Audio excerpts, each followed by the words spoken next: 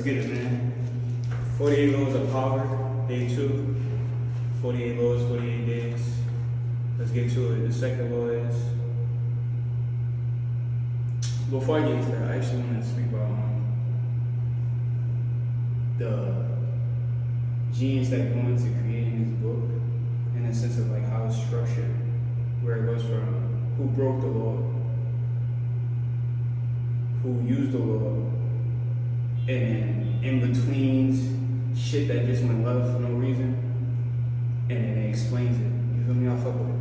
And I like how you use like real history. Like, how the hell do you know about I was about to say Socrates, I don't know why his name is in my head, but using like Galileo and shit, like that's a different level of expertise that I wish expired when I write my book. But law number 2, never put too much trust in friends. Learn how to use enemies. Oh damn. Never put too much trust in friends. Learn how to use enemies. Law number 2, let's see. I'm gonna do it the same way I did yesterday. Let me make sure I don't skip my pages either. Let's go into the contents.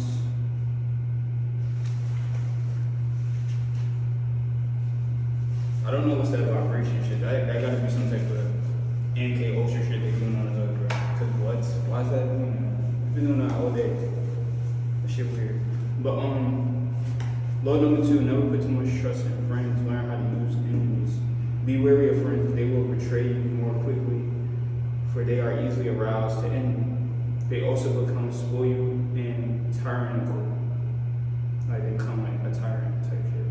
But hire a former enemy and he will be more loyal than a friend, because he has more to prove. In fact, you have more to fear from friends than your enemies. If you have no enemies, find a way to make them. And so far, it's not even, I can't argue with that, for real. It's history showing, like, you know?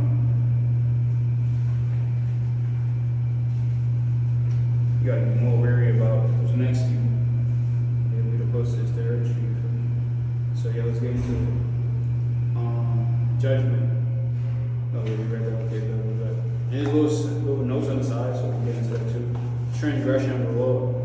In the mid-9th century AD, a young man named Michael III assumed the throne of the Byzantine Empire. His mother and Empress Theodora had been banished to a nunnery, and her lover, these names is crazy, Theodosius, had been murdered. At the head of the conspiracy to dispose Theodora and enthrone Michael had been Michael's uncle, Bardas, a man of intelligence and ambition. Michael was now a young and experienced ruler. Bro.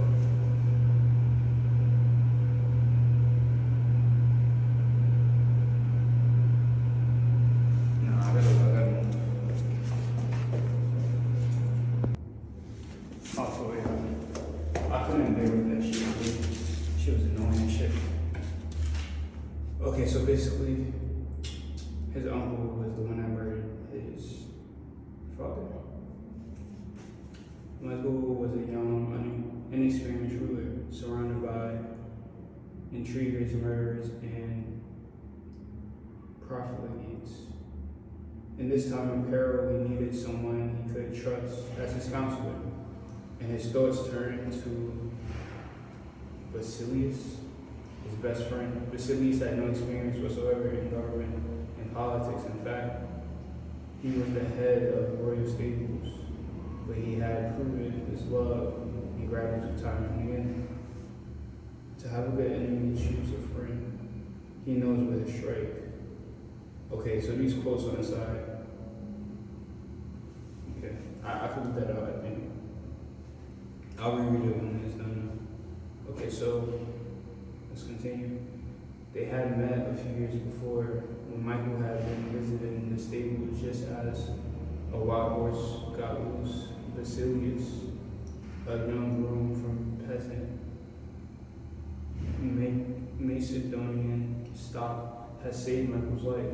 The groom's strength and courage had impressed Michael, who immediately raised Basilius from the obscurity of being a horse trainer to the position of head of the stables. He loaded his friend with gifts and favors, and they became inseparable.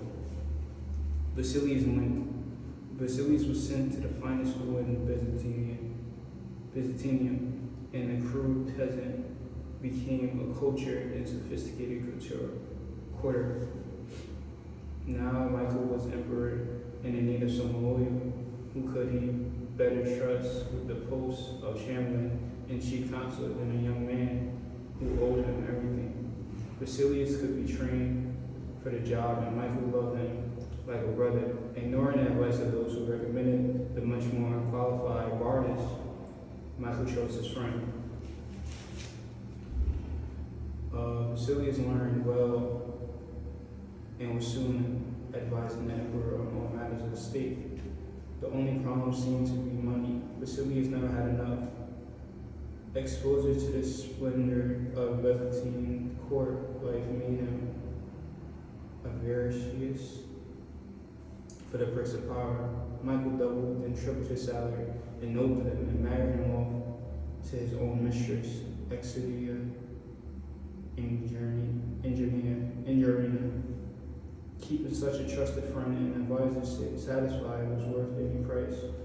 But more trouble was to come. Bardas was now head of the army, and Basilius convinced Michael that the man was hopelessly ambitious. Under the illusion that he could control his nephew, Bardas had conspired to put him on the throne, and he could conspire again, this time to get rid of Michael and assume the crown himself. Basilius poured poison into Michael's ear until the emperor agreed to have his uncle murdered. Okay, Basilius is the friend. Okay, during a great horse race, Basilius closed in on Bardas in the crowd and stabbed him to death. Soon after, Basilius asked that he replace Bardas as head of the army, where he could keep control of the realm and quell rebellion. This was granted. Now Basilius' power and wealth only grew, and a few years later, Michael, in financial straits from his own extravagance, asked him to pay back some of the money he had borrowed over the years. To Michael's shock and astonishment, Basilius refused with a look of such impudence. Damn, that's crazy. That's absolutely insane. That the emperor suddenly realized his predicament. The former stable boy, who had more money and more allies in the army and senate, and in the end more power than the emperor himself. A few weeks later, after a night of heavy drinking, Michael awoke to find himself surrounded by. Damn. Yeah, stop shooting. That was getting good, bro. Basilius watched as they stabbed the emperor to death. Then, after proclaiming himself emperor, he rode his horse through the streets of Byzantium, brandishing the head of his former benefactor and best friend at the end of a motorbike. This man, 48 his best man, I think he brought him from rags to riches. It's crazy. Interpretation. Michael III staked his future on the sense of gratitude. He thought Basilius, I'm just calling Basilius, must feel for him. Surely Basilius would serve him best. He owed the emperor his wealth, his education, and his position. Then once Basilius was in power, anything he needed, it was best to give it to him, strengthening the bond between the two men. It was only the fatal day when the emperor saw that impudent smile on Basilius' face that he realized his deadly mistake.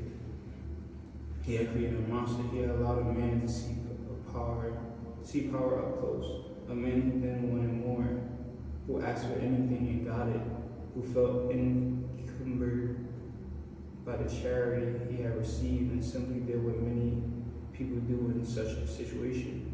They forget the favors they have received and imagine they have earned their success by their own merits. At Michael's moment of realization, he could still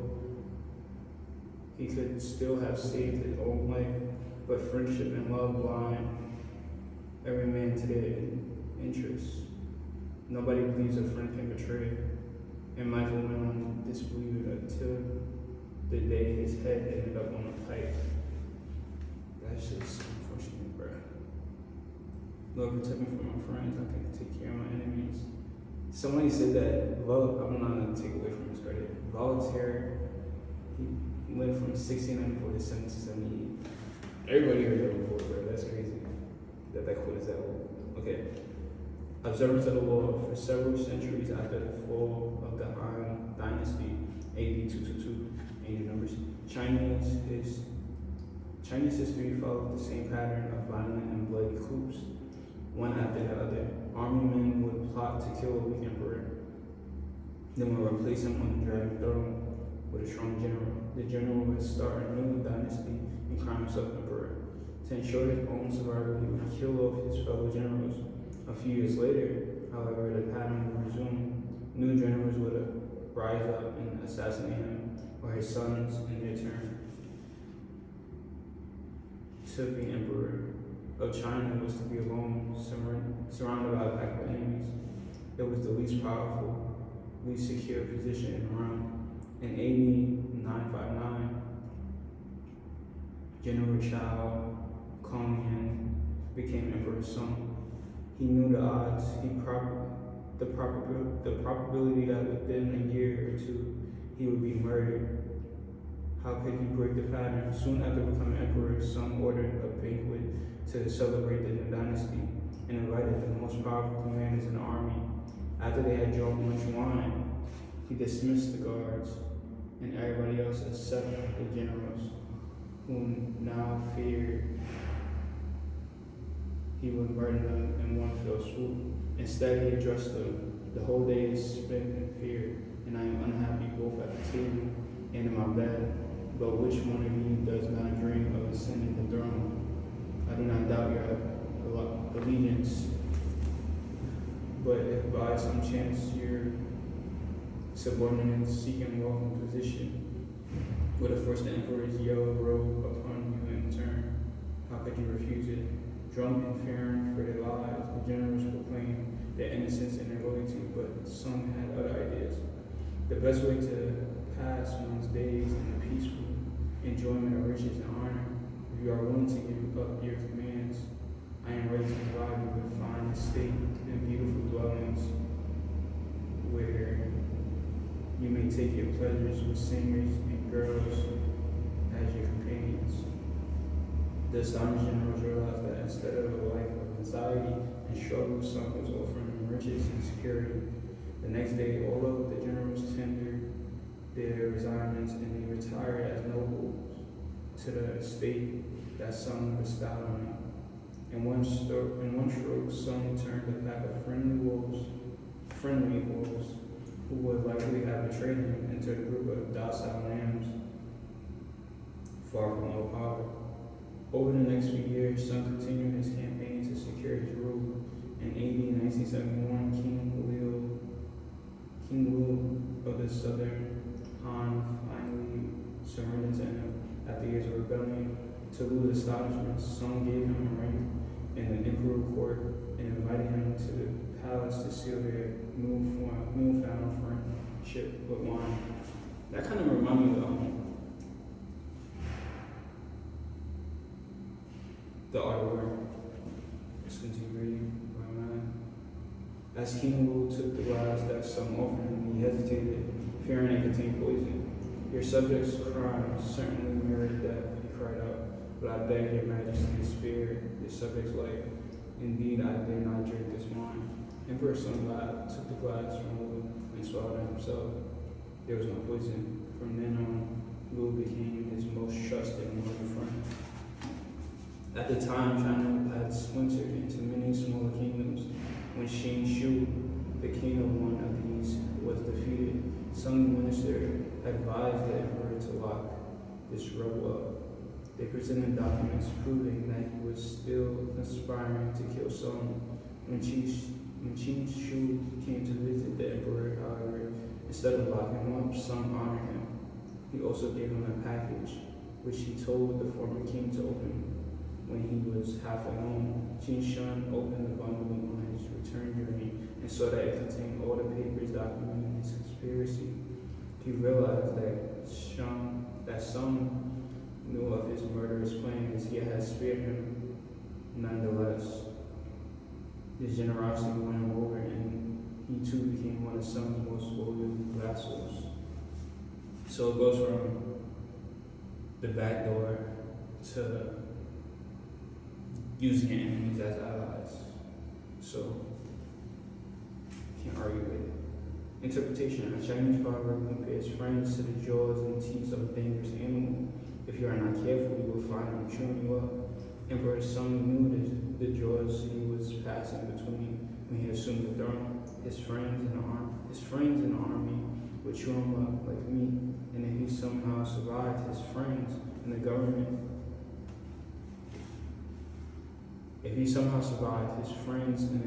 would have him for supper. So he knew his backdoor season all around. You feel me? So he decided to use them. Okay. Emperor Sung would have no truck with friends. He bribed his fellow generals with splendid estates and kept them far away. This was a much better way to emasculate them than killing them, which would only have led other generals to seek vengeance, and some would have nothing to do with friendly ministers. More often than not, they would end up drinking his famous cup of poison wine. Instead of relying on friends, Sung used his enemies, one after the other, transforming them into far more reliable subjects. While a friend expects more and more favors and sees with jealousy, these former enemies expected nothing and got everything. A man suddenly spared the guillotine is a grateful man indeed, and will go to the ends of the earth for the man who has pardoned him.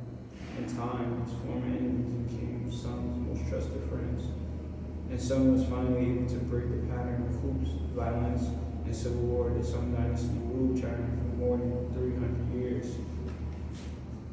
In a speech Abraham Lincoln delivered at the height of the Civil War, he referred to the Southerners as fellow human beings who were in error, and utterly chastised him for not calling them irreconcilable enemies who must be destroyed. Why not? Lincoln replied, do I not destroy my enemies when I make them my friends?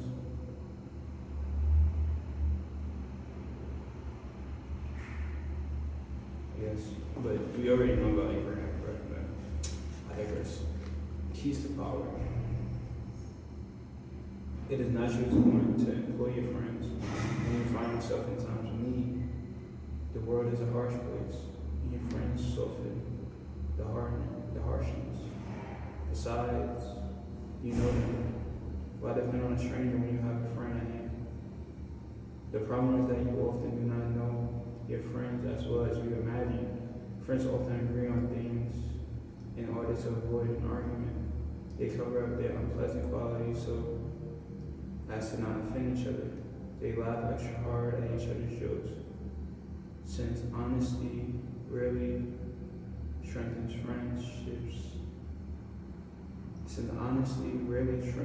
friendships, you may never know how a friend truly feels.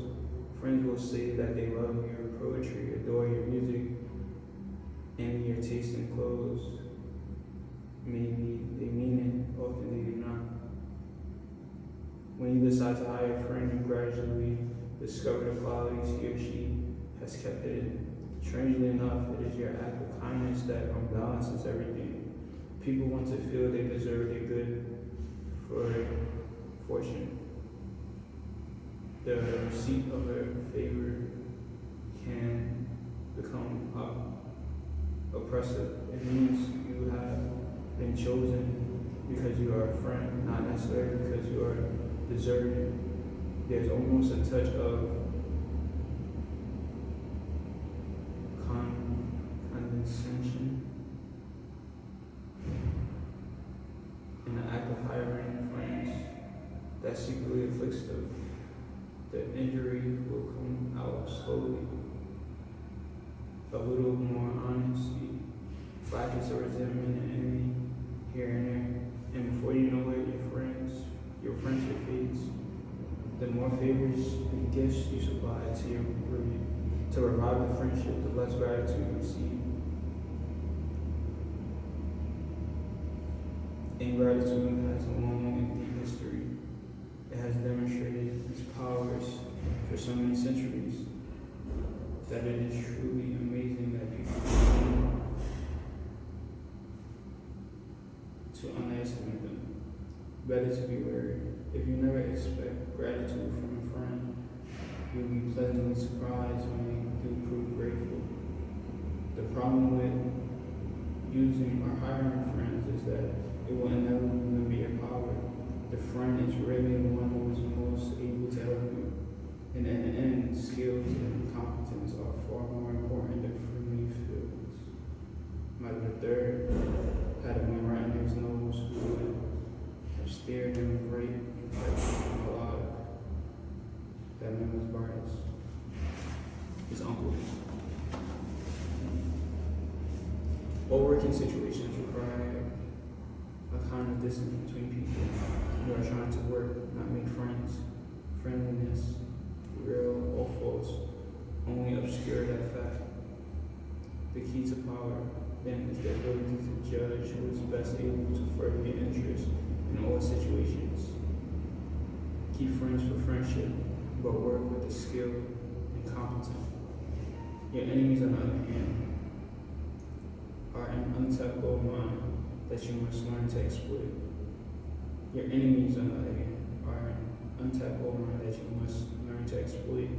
When Talleyrand, Napoleon's foreign minister, decided in 1807 that his boss was leading France to ruin, and the time had come to turn against him, he understood the dangers of conspiracy against the emperor. He needed a partner, a confederate. What friend could he trust in such a project? He chose Joseph Foch, head of the secret police, his most hated enemy, a man who had even tried to have him assassinated. He knew that their former hatred would create an opportunity for an emotional reconciliation. He knew that Fauch would expect nothing from him, and in fact would work to prove that he was worthy of Talleyrand's choice. A person who has something to prove will move mountains for you. Finally, he knew that his relationship with Fauch would be based on mutual self-interest and would not be contaminated by personal feelings. The selection proved perfect. Although the conspirators did not succeed in toppling Napoleon, the union of such powerful but unlikely partners generated much interest in the cause. Opposition to the emperor slowly began to spread, and from then on, Talleyrand and Fauch had a fruitful working relationship. Whenever you can bury a hatchet with an enemy and make a point to put him into your service. As Lincoln said, you destroy an enemy when you make a friend of them. In 1971, during the Vietnam War, Henry Kissinger was the target of an unsuccessful kidnapping attempt and a conspiracy involving, among others, there were now anti-war activist priests, the Breregan brothers, 4 more Catholic priests and 4 nuns, and privately, without informing the secret services of the Justice Department, Kissinger arranged a Saturday morning meeting with 3 of the alleged kidnappers, explaining to his guests that he would have most American soldiers out of the Vietnam by mid-1972. He completely charmed them. They gave him some kidnapped Kissinger buttons, and one of them remained a friend of his for years, visiting him on several occasions. This was not a one-time ploy. Kissinger made a policy of working with those who disagreed with him. Colleagues commented, "I see him working with those who disagree with him." Colleagues commented that he seemed to get along better with enemies than his friends. Without enemies around us, we grow lazy. An enemy at our heels sharpens our wits, keeping us focused and alert. It is sometimes better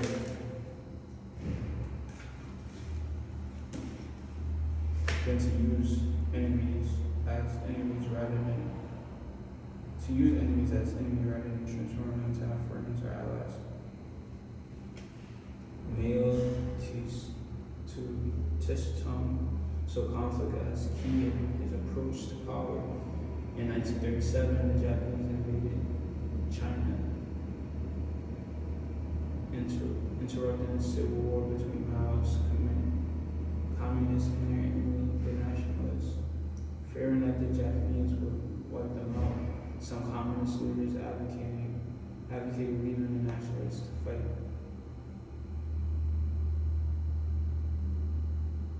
The Japanese, and using the time to recuperate. Mao disagreed. The Japanese could not possibly defeat and occupy a vast country like China for long. Once they left, the communists would have grown rusty if they had been out of combat for several years, and would be ill prepared to reopen their struggle with the nationalists. To fight a formidable foe like Japan, in fact, would be the perfect training for the communist ragtag army. Mao's plan was adopted and it worked. By the time the Japanese finally retreated, the communists had gained the fighting experience that helped them defeat the nationalists.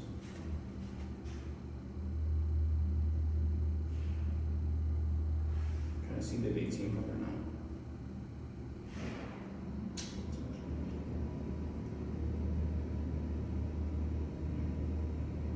Years later, a Japanese visitor tried to apologize to Mao for his country's invasion of China. Mao interrupted, "Should I not thank you?" And instead, without a worthy opponent, he explained a man or group cannot grow stronger. Mao's tragedy of constant conflict.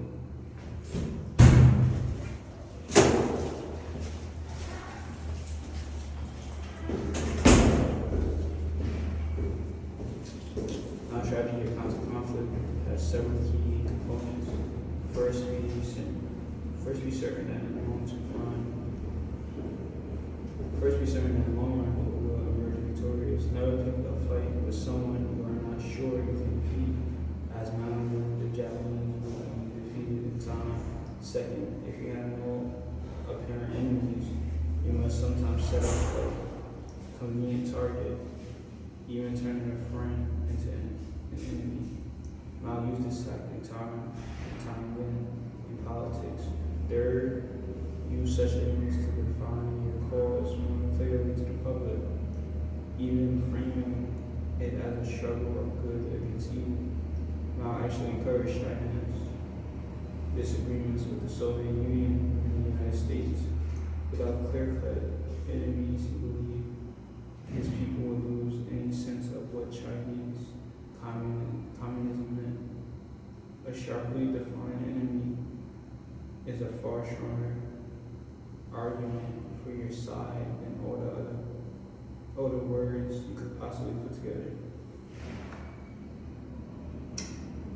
Never let the presence of your enemy upset or distress you. You are far better off with a clear opponent or two than not knowing where your real enemy lies. The man of power welcomes conflict, using enemies to enhance his reputation as a sure-footed fighter who can be relied upon in times of uncertainty. Image. the jaws of ingratitude, knowing what would happen if you put a finger in the mouth of a lion. You would stay clear. With friends, you will have no such caution, and if you hired, they would eat you alive with ingratitude. Authority, know how to use your enemies for your own profit. You must learn to grab a sword, not by its blade, which will cut you, but by the handle which allows you to defend yourself. The wise man profits from his enemies, then a fool from his friends. Battlestar Garcian, 1601 to 1658. Reversal. Although it is generally best not to mix with friendship, there are times when a friend can be used to greater effect than an enemy. A man of power, for example, often has dirty work that has to be done, but for the sake of appearances, it is generally preferable to have other people do it for your friend. Friends often do this best, since their affection for him makes them willing to take chances. Also, if your plans to go awry for some reason, you can use a friend as a convenient scapegoat. This fall with the favorite was a trick often used by kings and sovereigns. They would let their closest friends at court take a fall for a mistake, since the public would not believe that they would deliberately sacrifice a friend for such a purpose. Of course, after you play the card, you have lost your friend forever. It is best then to reserve the scapegoat role for someone who is close to you but not too close. This is crazy that this is a book that people live by.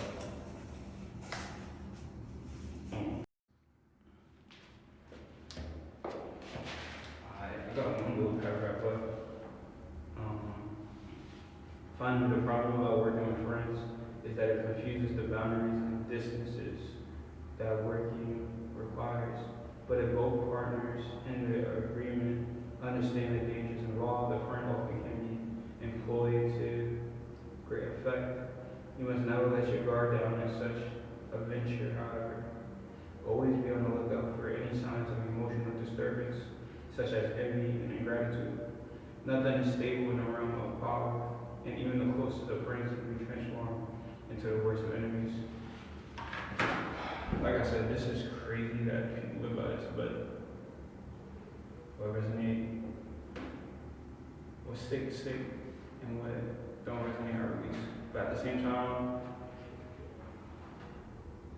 it has its ups and its downs, like not mixing pleasure with business, not mixing friends with business. The using enemies part is very interesting to me. And that definitely is something I'm gonna keep in the back of my head, but I plan to play everybody one. And if that's my downfall, then that's just gonna be my downfall.